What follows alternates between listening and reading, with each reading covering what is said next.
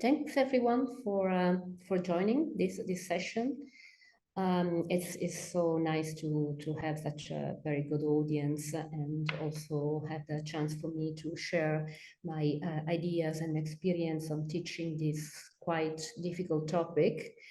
So I am very grateful to ISA for giving me the chance to have this webinar and to have this chance to discuss with you. I would like to briefly introduce myself. My name is Daniela Irrera. I'm a professor of international relations at the School of Advanced Defense Studies in Rome, which is the National Defense University in Italy.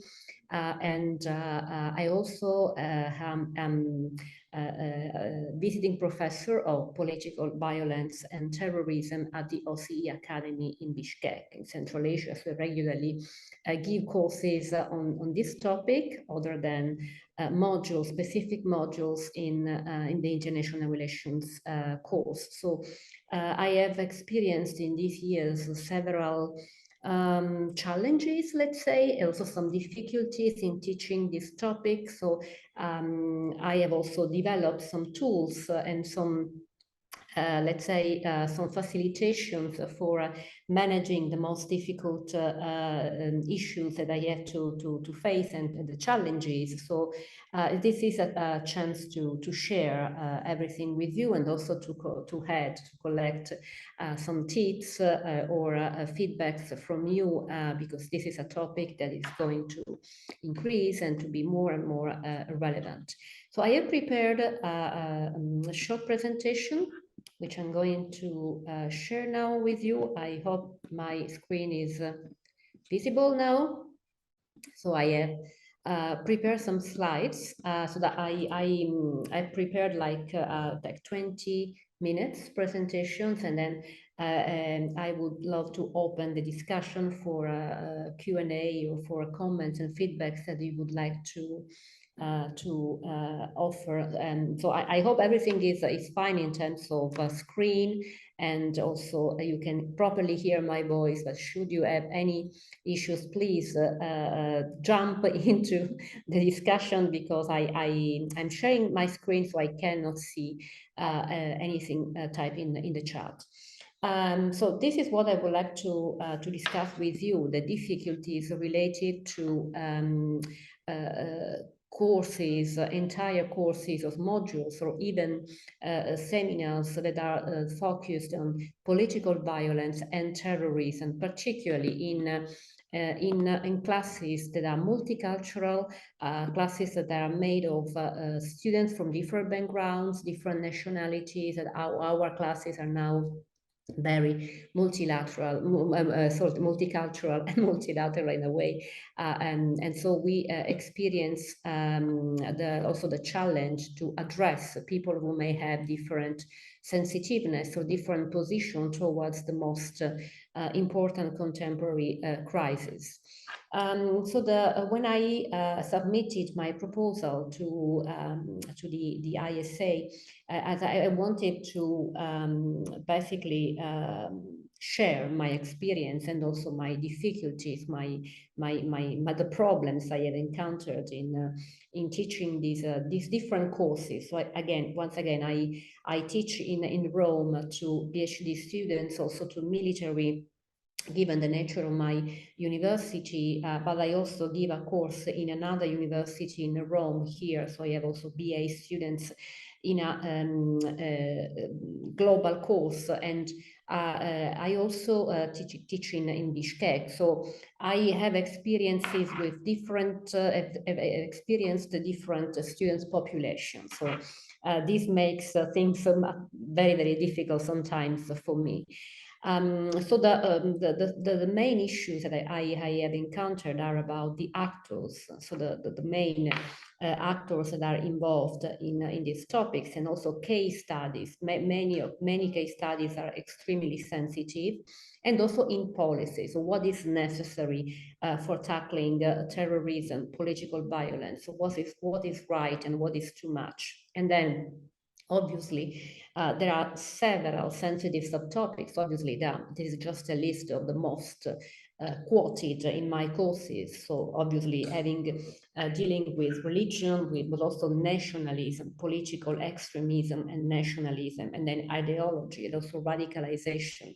But then obviously what is becoming more sensitive now in my courses is, for example, the asymmetric answers to political violence, when obviously the policies are conceived as too strong or too violent for some people and not violent enough for others. So discussions are very, very open.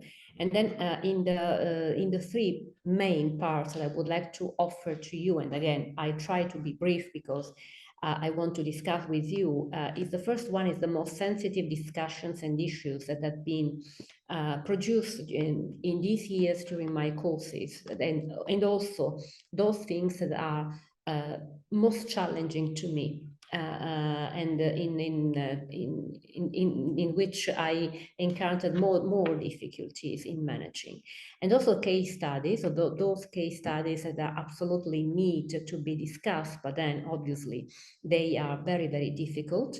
And also the last part is about some kind of methods and learning tools that I have used in my courses, and especially as I am also a member of the active, the alias group at the ISA.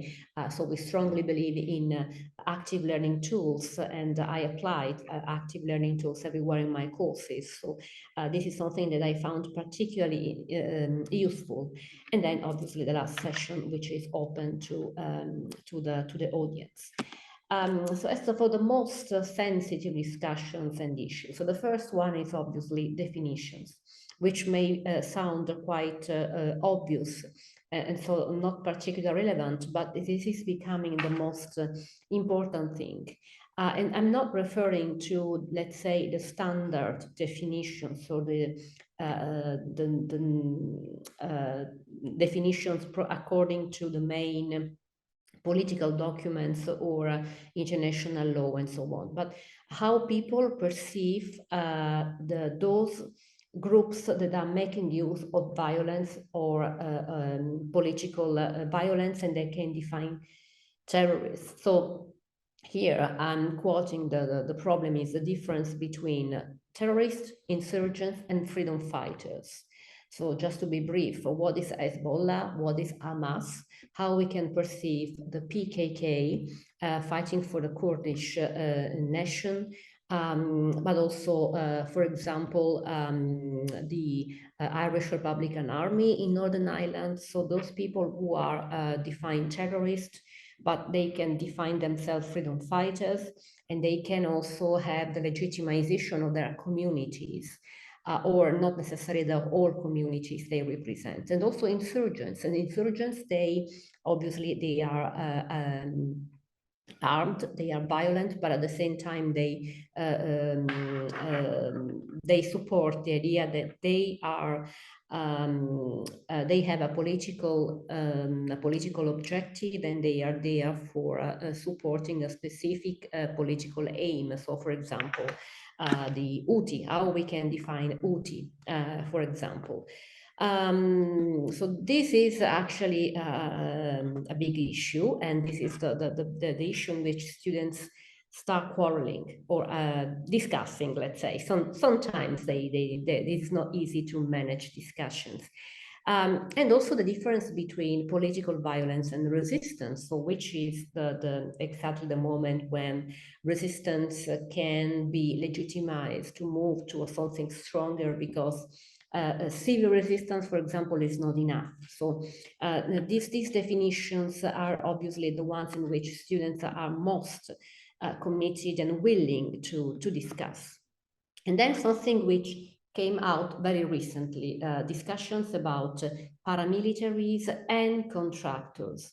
So again, the difference between insurgents and paramilitaries. And then obviously it's not again a problem of just, standard definition, but how students look at the perception of these actors and the way they influence wars, conflicts, and crises. And again, paramilitaries, the difference between paramilitaries and regular armies, or paramilitaries and insurgents, and contractors.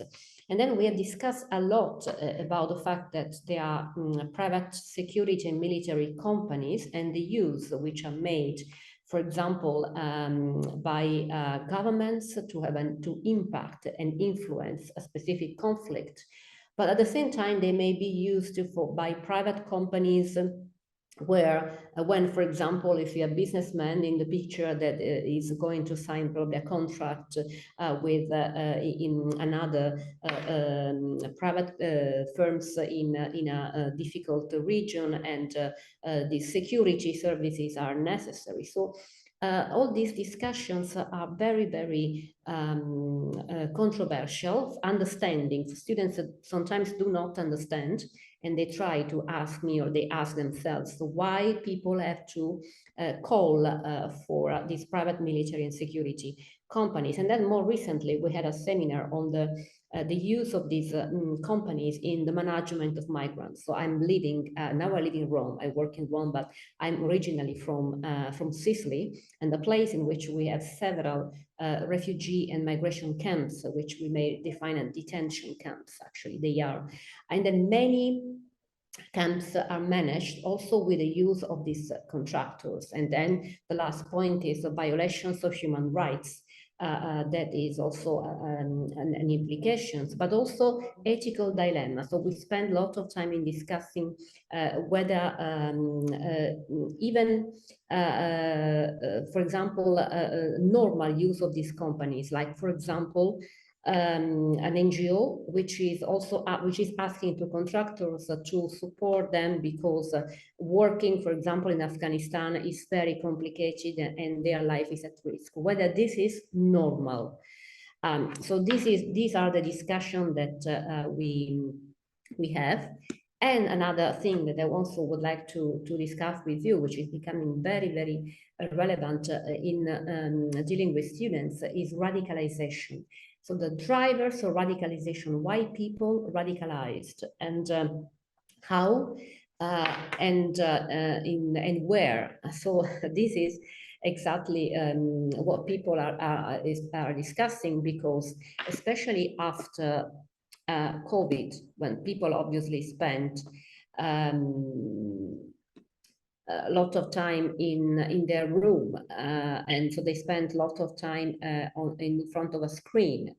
So the students, the young people, are very sensitive to this, especially when it comes to vulnerable categories, and also the reasons for radicalization, which is not necessarily religion, because it is obviously associated to religion, but also to political ideologies, to nationalism. And also something that is particularly relevant for students in Central Asia is the fact that they have to face the digital authoritarianism, so restrictions on freedoms, which they are experiencing, and most of the students have never experienced living in a democratic state. And so obviously this is complicated. It's quite complicated for them, and so that when we have the course for them is radicalization for them is just for some of them is a way to react. It's not necessarily something that should be tackled. And then when it comes to the most sensitive cases, obviously it's the problem now. It was Ukraine more in the past, but now obviously the problem is that there are too many divergent positions as for the Middle East. So we might see the problem as the occupation of Gaza, so Israel occupying Gaza in a not legitimate way, or some other are supporting the right of Israel to defend itself, or the self-defense of Israel. And then again, the point is to perceive Hamas as and also other actors like most violent, like Al-Qassam brigades. Looking at these actors as those actors that are freedom fighters, they are supporting people in Gaza, and they are fighting for the freedom of the people in Gaza, or on the contrary, as terrorists. And the same for Hezbollah or from other groups that are active right now in the Middle East, like, for example, I was mentioning Houthi, which are now becoming more famous compared to the past. But I have experience now, especially in Ukraine. Ukraine is still a very complicated case study, but again, in Central Asia, for example, it was very difficult to study this case study because there were divergent position on the right of Ukrainian people to defend themselves and to be part of NATO, for example, and also the right of Russia to control a territory and or not to be to have NATO in its courtyard. So there were very different positions, and then basically the main point was these divergent opinions on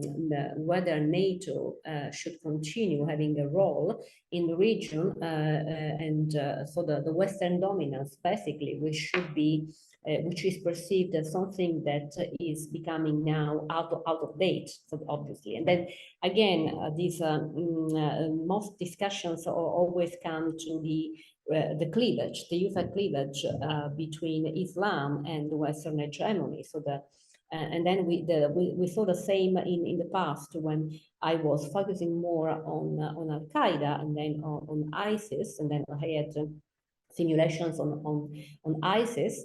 But now it is much more visible. For example, when I discuss a very specific case like Houthi, for example, but also other examples like Boko Haram in Nigeria or Al-Shabaab in Somalia. So that there are more specific cases and in which they try to analyze this cleavage. So going against the Western hegemony, as they are not terrorists sometimes, but they are people who are trying to fight against the hegemony, the Western hegemony. So obviously, ideas are very, very different and divergent. So my main difficulties in teaching this course, which are becoming more and more challenging, obviously. So first of all, there are different positions based on religious, political ideas, ideologies. So in Bishkek, I may have a majority of people from Central Asia, but also there are different countries in Central Asia with different political regimes, so they may have different ideas, but I may also have Russian, I may also have people from Afghanistan or from Mongolia, so they have completely different ideas. But also when I teach here, I may have people from the Middle East or people from Ukraine, and the same in once I had in my class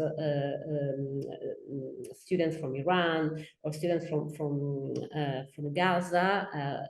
His family was in a refugee camp in Lebanon.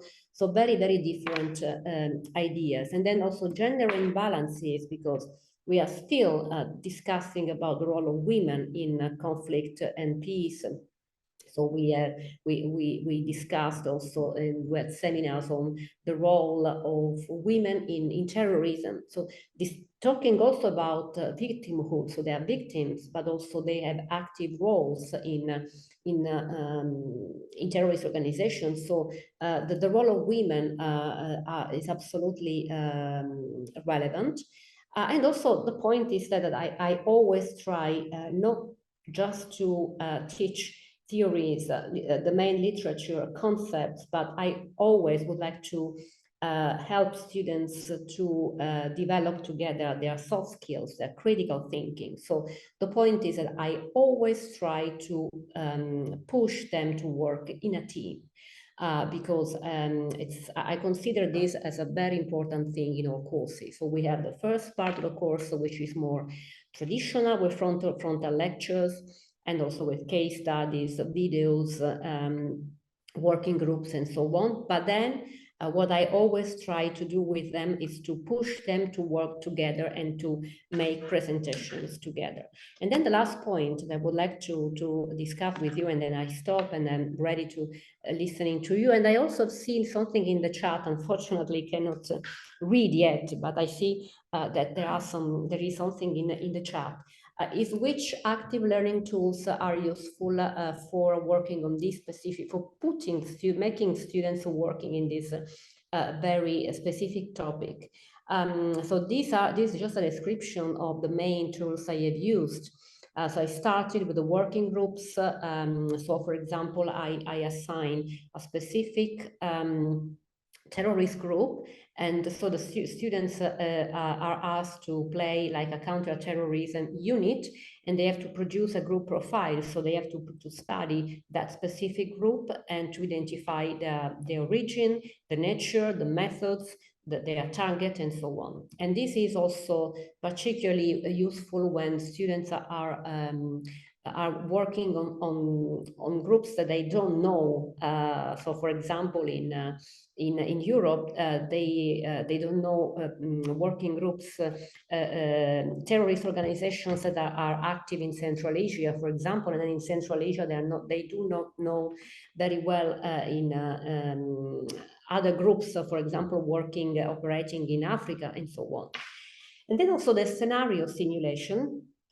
That is also something that I have tried by chance, and then it became a very powerful tool because I ask students to pretend to be analysts. So they have to come up with a counter strategy for a given problem. Or for a given organization. So, for example, I ask students to prepare a plan, a counter-terrorist strategy against ISIS, for example, in the past, or I ask students to pretend to be working for a Shanghai Cooperation Organization, and they have to prepare a counter-terrorist strategy or to a counter strategy for tackling radicalization, for example. So this is not focused on groups, on terrorist groups, but rather focused on policies. And then Game of Peace, and this is the logo, this is my own invention. Game of Peace is my own conflict, in my own simulation. That is a conflict resolution simulation. So it requires more time and more efforts. Like working groups and scenario simulation can be done in a couple of days. And for Game of Peace, I need like 1 week or more. So students have to work on a specific conflict. So we played Ukraine, we played the Red Sea, we played Gaza.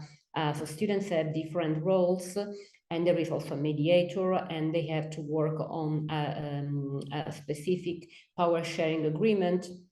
And then, obviously, terrorist organizations are always part of the game, so they work with this. So this is basically what I wanted to share with you.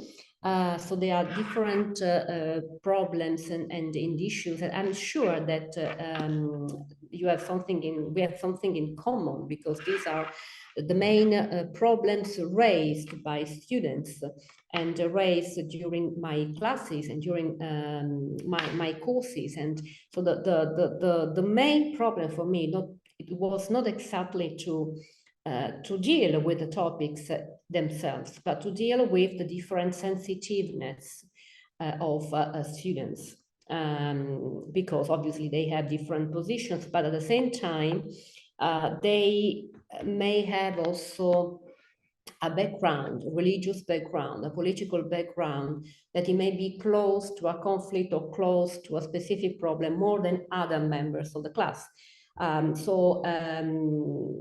This is the main issue that I have to manage. And I think I stop here. So we have about half an hour for discussion as agreed. And I already see, so there's a question. Okay. Ivana?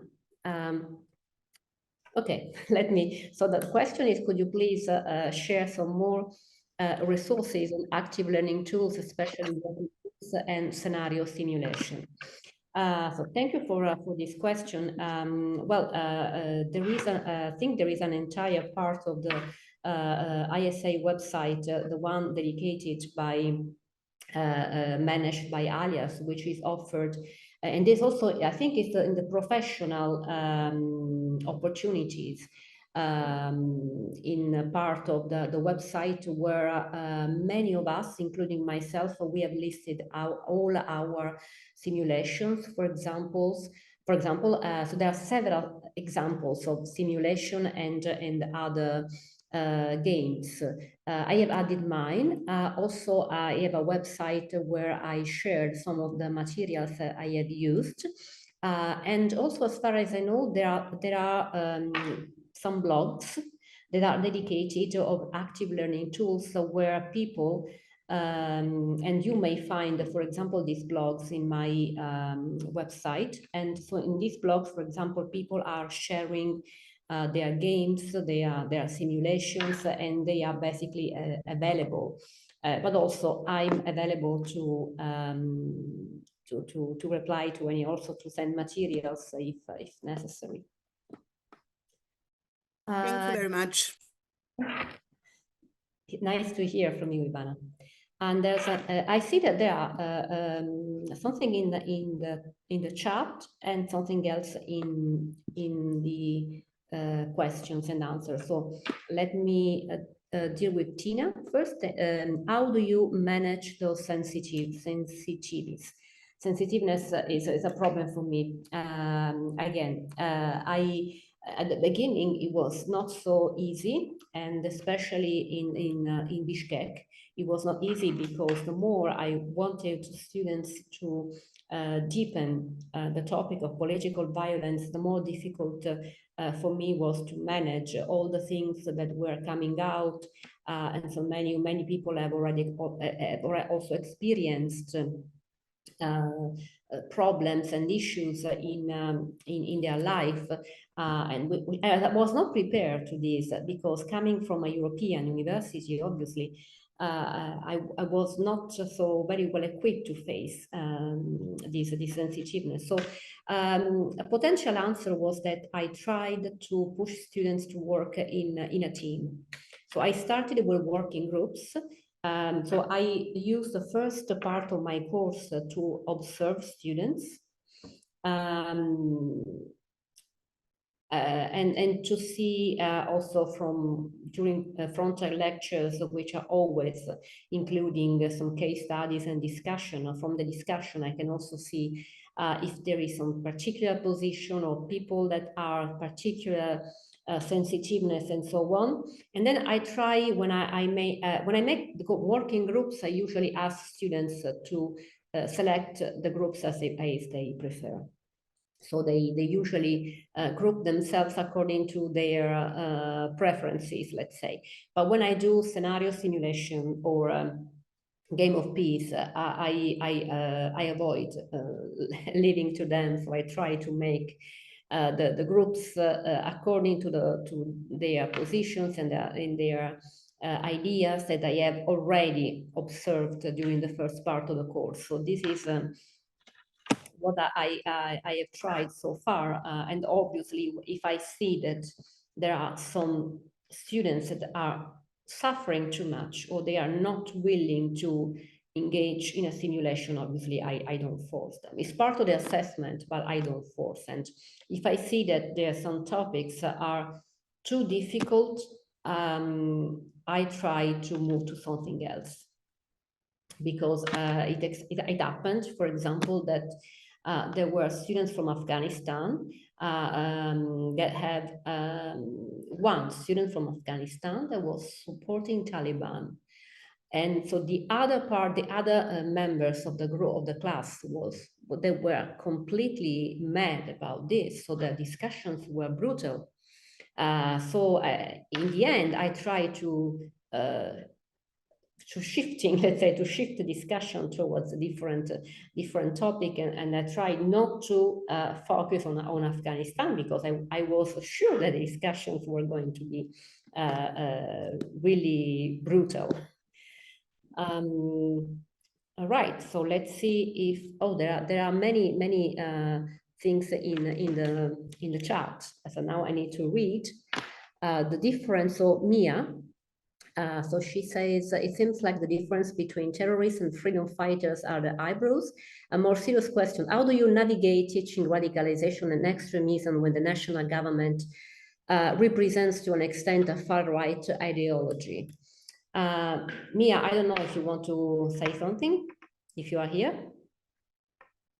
Yes, of course, Mia, please. Hi. So nice to meet you. So one of the things, so, I've been working on the subject for a long time, but I have not taught terrorism since October 7th. But more importantly, what I've noticed is, depending on the context, talking about the far right can almost be more controversial and fraught than talking about jihadi terrorism, or, as the cases you mentioned, Boko Haram, Al-Shabaab, Hamas. So because of the Maloney government and the fact that you're teaching at a defense university, how has that impacted the way you're teaching what we would have considered a safe bet on the far right, compared to what we assume is very challenging when we're talking about Islamic, jihadi, Salafi terror? Yeah, thank you very much for your question. Yeah, I must confess that I'm absolutely not happy with this government, and and it was not very easy for me to move to another university, because until last year I was working at the University of Catania, which is in the periphery of Italy, and I was teaching the same courses. So moving to Rome, and also moving to a national defense university, I also got the responsibility. I was expecting something to be changed in my teaching, and also because my ideas are very clear on some specific topics that are absolutely far from the right government that is actually existing in Italy. So, for example, I have studied in the past a lot about NGOs in managing migrants, and I also had some field work in the Mediterranean with the people that are being rescued by NGOs. So I've always been very critical towards this position. I also written articles against the government, criticizing obviously these policies. Well, it is not easy, but at the same time, it's not easy because I live in an environment in which there are very strong opposition to these topics, and also very strong opposition when it comes to discussions about Gaza, about Ukraine. So there's a boycott of not as strong as it has been observed in many other universities, in many other countries, for example, so that there's a violation of academic freedom, obviously. But also there's a strong opposition towards people manifesting in support of Gaza, or even organizing a seminar that are also giving voice to moderate positions. It's not easy. It's not a real challenge for me in my position, because although I work here, I'm absolutely free. And until now, I didn't suffer any interference, let's say. And also working in an international environment, like, going to ISA, going to the ACPR. I'm also chairing ACPR. I mean, there are not so many interference, but the main issue that I have, the main challenge I have faced was when the people asked ACPR to make a statement supporting Gaza. And then the majority of the executive board, I think the same happened in many other associations. I was chairing, obviously, and so that I have this responsibility, and so the rest of the board didn't want to make a statement, because a statement that we were asked to do was really, really, I mean, for me, it was absolutely right, but it was supporting Gaza ferociously against Israel. I thought that it was necessary to say something, to do something, to make a statement, and also discuss with my students. And again, here I found students saying, yes, you have to do it, and others saying, no, please don't do it. You cannot say one thing against the other. So in the end, we didn't issue any statement because the majority of the board was against. But still, this is an issue. And also what I experience, and this is also relative to the Meloni's government. Meloni is absolutely in supporting Ukraine against Russia, and is absolutely supporting Israel, whatever it is done. So the difference in the different approach towards crisis, let's say, and also the asymmetric attitude. This is something that is also impressing me as an individual, obviously. I don't know if I replied to your question, Mia, but it's very complicated. Thank you. Thank you. Well, let me go to the other questions. So the Nazim, there is also, you are also asking a question, in what ways can teachers model respectful behavior and language to help de-escalate conflict among students? Yes, this is a very important question, and also very, very difficult, because simulations are basically are games, of course. But at the same time, we need to be very careful with those games, so because they may become a sort of Pandora box, and many things that are usually hidden when students are just attending frontal lectures. So traditional courses are based on frontal lectures, and so the students don't have the chance to discuss a lot, so they just listen. So problems may arise, but obviously when there are more discussion or working groups or simulations, this is much, much easier. So there is no just way I can share. I had my own models, and I also tried to adjust the models depending on the students I have in front of me. So again, looking at the classes, looking at the group of students, try to study them and to see the ideas they have. But it happened also to me, because during simulations or working groups, usually instructors are, it is preferred that instructors do not intervene. So students should be free to develop their work and also then to do their presentations. And I try not to interfere, I just observe them, because it is also part of the assessment. But it also happened in some cases that I have to intervene, or sometimes students or group of students ask me to intervene or to help because there were some radical positions. Or for example, in the game of peace simulations, students that were playing the role of Putin, for example, they were developing such a radical position, or other students that were playing. One student that was a really impressive student playing the role of Taliban, so a guy from India, so someone who had a different background, let's say. So he was so much into the role of Taliban that he wanted. He didn't want to talk to the others, so he refused these talks. He refused even bilateral talks, because in this game of peace, students may be very creative. So in that case, I have to intervene, because so students were asking me to help them, because this guy was too radical. Oh yes, Nazim. Sorry, I just could unmute myself, but please go ahead. I can talk after you're done.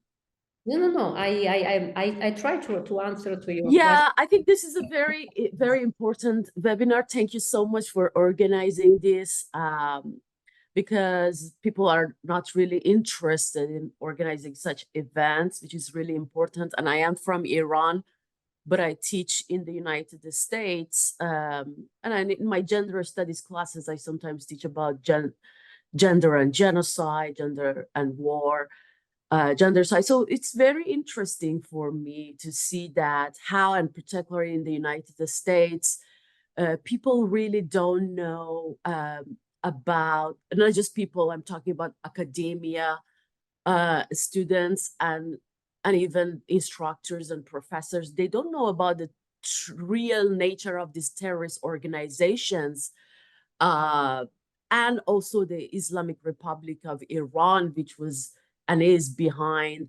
most of the disasters that we are experiencing in the Middle East. But I think it is really, really important. I know Europeans are doing a good job about really understanding and introducing the nature of these terrorist organizations, but also how they also have agents in academia all over the world that are actually engaged in producing a scholarship, in teaching, and also producing knowledge in favor of those terrorist organizations, and particularly those that work for the Islamic Republic of Iran. So that's what I just wanted to bring here, because it's really important. That lack of knowledge about this terrorist organization has often led to suppressing and shutting down the real resistant movements in the Middle East. And I really want you to invite your colleagues and friends and other professors that you know in your organizations to really talk about that, because this silence really gives power to the religious extremists in power and now in academia around the world, to just legitimize their political violence and also directly influence the politics, international politics towards those criminal regimes in the Middle East. And that doesn't mean that I'm here to support what Israel is doing. Of course, as Iranians and as Iranian academics, we really condemn what Israel is doing, but we don't want the world, and especially the academic world, to deny what Iran did in terms of supporting all these terrorist organizations and even creating those terrorist organizations. And they even shut down a whole feminist revolution in Iran through this silence and being afraid of the Islamic Republic, which gave rise and power to the religious fundamentalists to create the miserable life for Gazans, but also for Israelis, and now Lebanon and all over the Middle East. Thank you so much. Oh, thank you, Nazim, for sharing your views. I absolutely agree, and of course, and it is very difficult to allow students to say their ideas without also and their questions without these quarrels or these struggles sometimes. And at the same time, it is true that there is a lack of knowledge, because as far as I know, for example, in my university in Catania, there was nobody else interested in terrorism. So I was teaching a course on international relations, and I was regularly including modules on terrorism, all terrorists. So that was another question I cannot see now, but a question on which terrorist groups are you referring to? I ask students to work on a variety of groups, so not necessarily the most famous ones, let's say, but several groups also working and ask different groups to work on different regions, and then also with the presentations they could compare. And I was the only one. I mean, there was no other colleague interested in this topic. In Rome, it is a bit more different because I'm probably the one which is the most open to discuss with students about different views. And also, so I had a module on radicalization last year. So this year we'll have a module of terrorism in the Sahel, and also on Gaza. And there was also a question in the chat. I try to combine several some questions together. It is difficult that I'm sorry, in my classes that Keki is asking, is there any way to discuss without quarrel in as for the Gaza? Every time we talk about Gaza, we quarrel. It's difficult. It's difficult because it is not that there is no way not to quarrel, because there are very different views, and all views should be accepted. But at the same time, there are also very, very radical views. So I also know colleagues that have very, very radical views.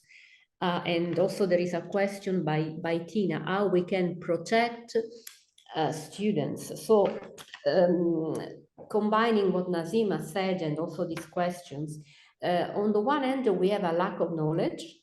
On the other, we have an excess of ideas sometimes. So there are colleagues that are simply bombarding students with their ideas. They do not accept different views. So students should know more, should have the chance to study everything, even if it is difficult, it is sensitive, but at the same time, they should be protected.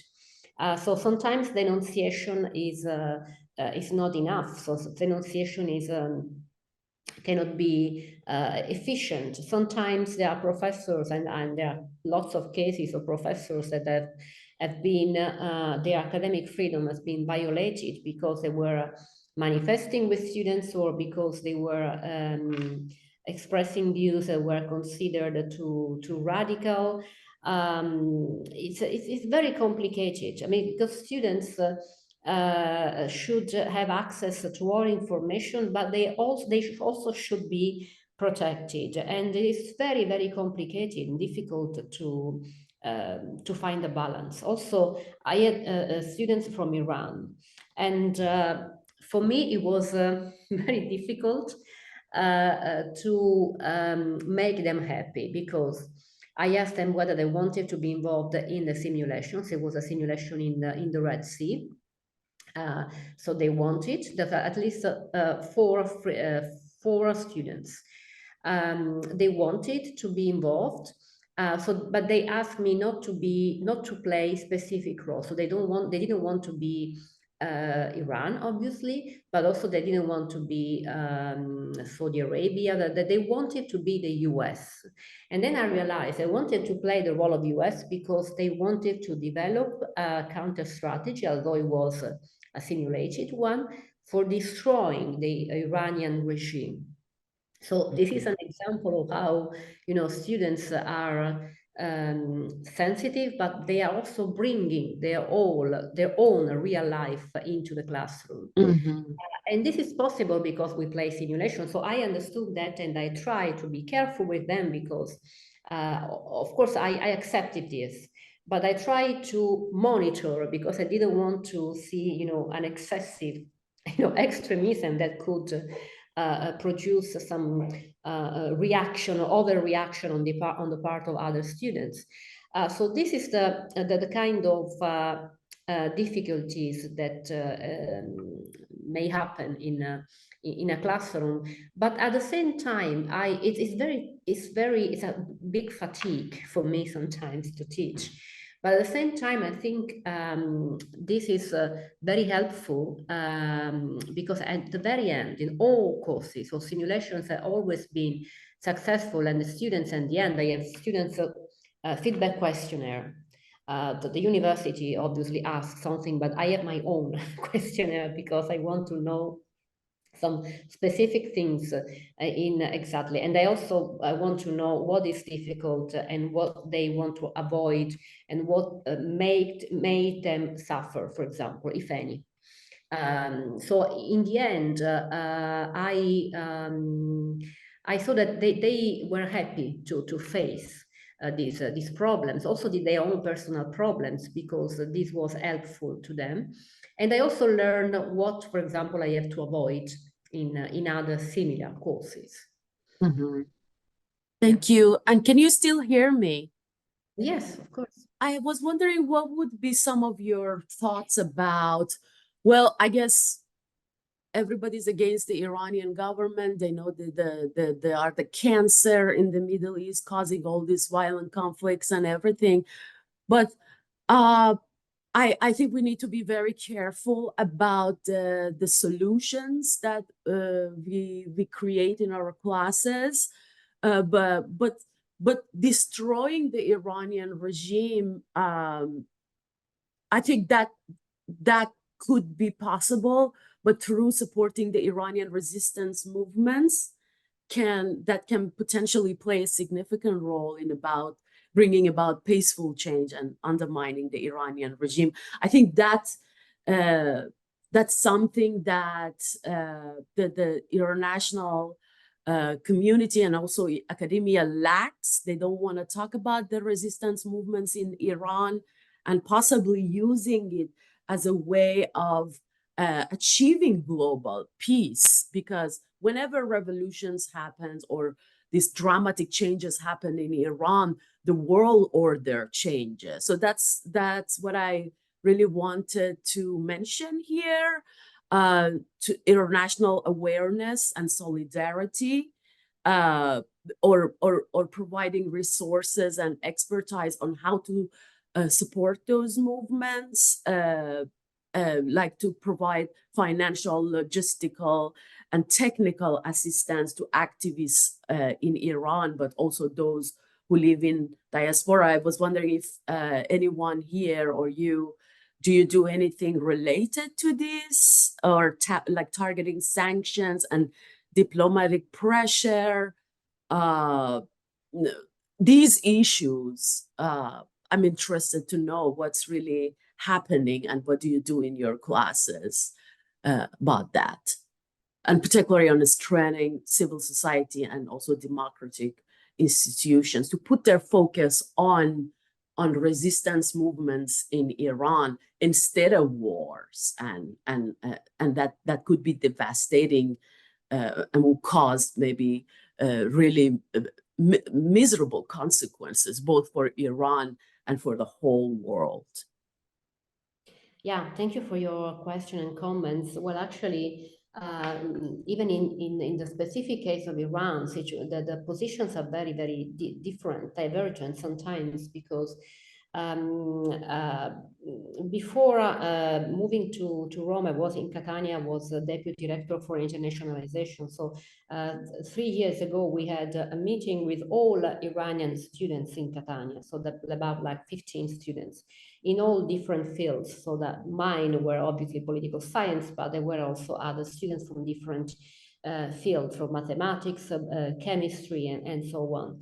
And so we had a meeting, and we just discussed about their position, and so there were very different positions from those ones, and there were mine in political science, that my students that were they had a very strong feeling against the Iranian government that should have been destroyed with any means, even the use of violence, so that they didn't accept any other solution, and some others that were most willing to emphasize the role of mass protests. So there were different positions ranging from mass protests are nice but useless, because in the end women or young students are killed, sent to jail, nothing helps, to the we need to have the US and Europe to empower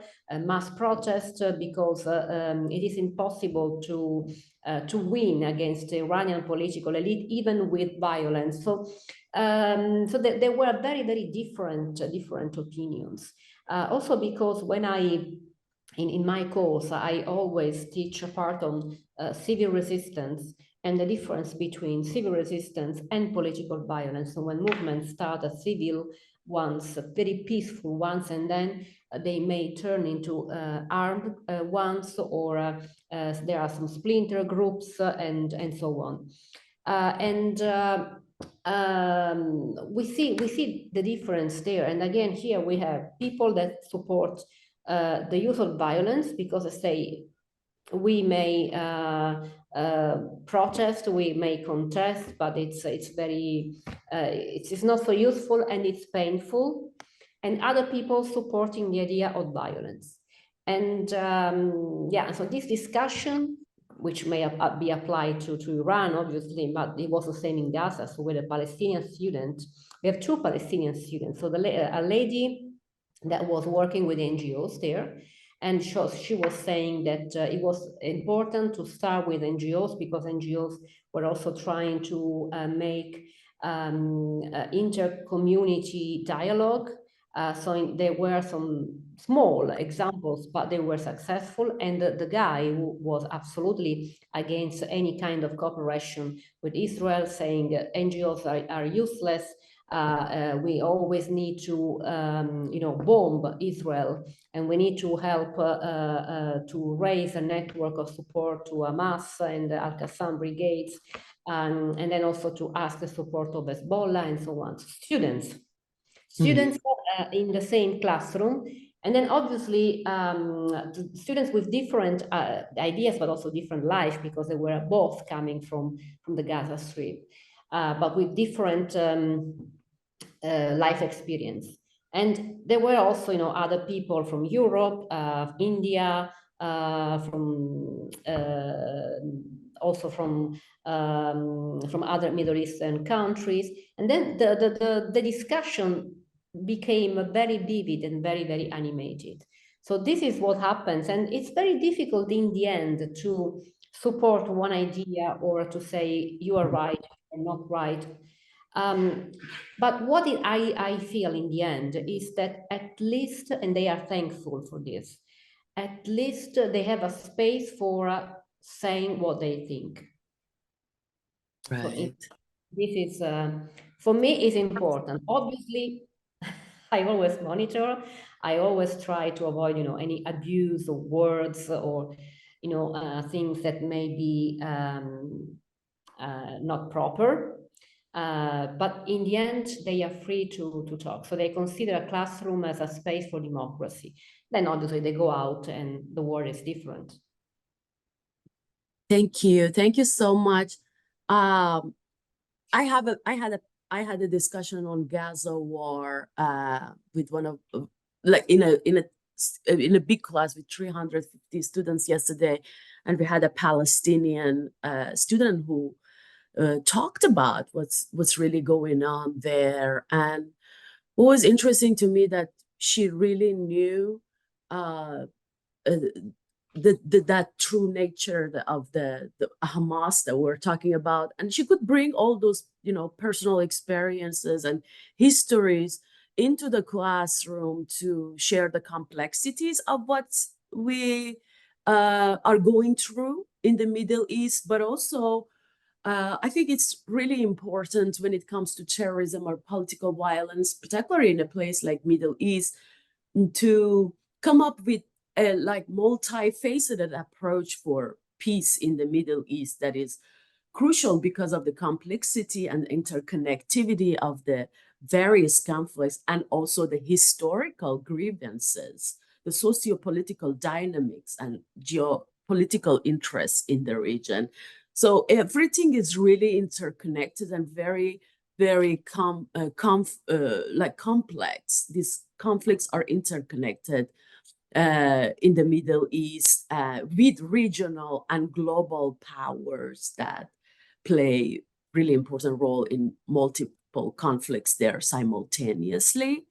And what we came up with is that the singular focus on one issue may really fail to address the broader context and the underlying causes, and that undermines the peace efforts. And then coming to Iran, really violence doesn't get us to anywhere, just causes more animosity.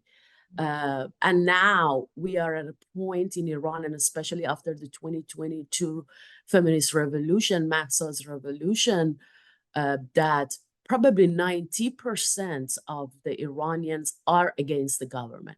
Even those who have families or relatives in power, they are against their own family and relatives. So probably maybe the government could shut down the protests and kill thousands of people, but the resistance and the revolution is continuing. It's going on in the cyber spaces. Even we can, it's like for me as an Iranian woman, it's really, really difficult to see all these changes. It's like an apocalypse with what's going on, but it is really happening. You could get killed if you post your photos without hijab or with a short skirt on Instagram. But now I can see that the daughter of a head of an intelligence service who is a religious fanatic is posting their photos on Instagram without hijab.